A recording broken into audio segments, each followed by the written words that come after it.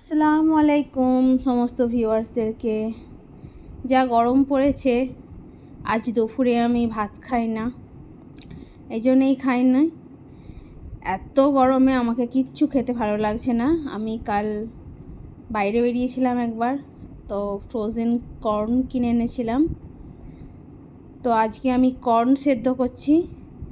এগুলো যদিও সেদ্ধ করা, তবু একবার খানিকটা জল দিয়ে এটাকে আরেকবার বয়েল করে নিচ্ছি। এটাকে বয়েল করে নিয়ে এর ভেতরেই মশলা থাকে, তো মশলাটা দিয়ে আমি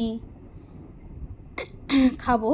তো ভাপাচ্ছি এটা শুধু, কিন্তু খাবো যখন তখন এতে মশলা দিয়ে দেবো। তো এতে চিজ দেয়া যায় আর বাটারও দেয়া যায়। তো এত গরম বলে আমি চিজ বাটার দুটোই অ্যাভয়েড করলাম।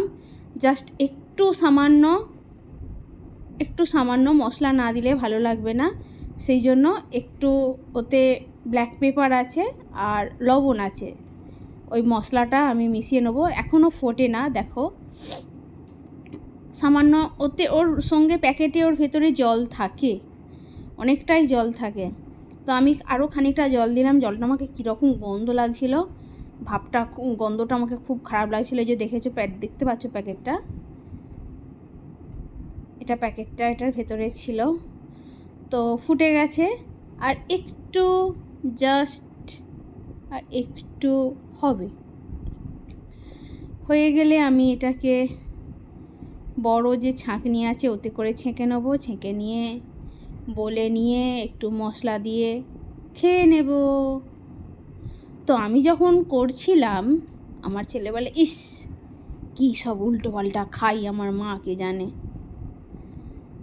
আমি বলছি যে তোরা বুঝবি না, তোদের গরমেতে কষ্ট হচ্ছে না, আমার খুব কষ্ট হচ্ছে, আমি ভাত খাবো না। খাচ্ছিলাম দেখে আমার ছেলে আমার পাশে এসে বলে, আমাকে 1 চামচ দাও। 1 চামচ খেতে যে 4 চামচ খেয়েছে, আমাকে খেতেই দিল না। লাস্টে খানিকটা পড়েছিল বলেতে, যেটা 2 চামচের মতো, ওটা আমি খেলাম। কি করব, ছেলেমেয়েরা চাইলে মা বাবা না করতে পারে না। ছেলে মেয়েদের জন্য সব কিছু। দেখো আমি এটা ছেঁকে নিচ্ছি, এখন হয়ে গেছে এটা আমার, আমি খেয়ে নেবো এটা। ভাত খাবো না, কি মজা। যদিও আমাকে ভাত অতটা ভালো লাগে না খেতে, খুব দাহে পড়ে আমি ভাতটা খাই সবার সঙ্গে বসে, নইলে আমার ভাত খেতে সবসময় ভালো লাগে না। আমাকে একটু শুকনো স্ন্যাক্সি খাবারগুলো খুব ভালো লাগে, খুব।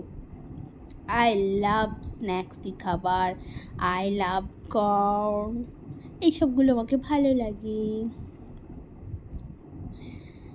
তো জানি না কি জানি কেন আমাকে ভাতটা খুব অতিরিক্ত গরমেতে ভালো লাগে না, আবার অতিরিক্ত ঠান্ডার সময়ও ভালো লাগে না। আমার তখন মনে হয় একটু শুকনো খাবারগুলো খাবো। বেশিরভাগ টাইম আমি ড্রাই ফ্রুট যেগুলো, সেগুলো আমি খাই। দেখো এটা হয়ে গেছে, আমি 1 চামচ খেতে যাচ্ছিলাম, তারপরে বললাম আগে তোমাদেরকে দেখাই। টাটা, বাই, আসসালামু আলাইকুম।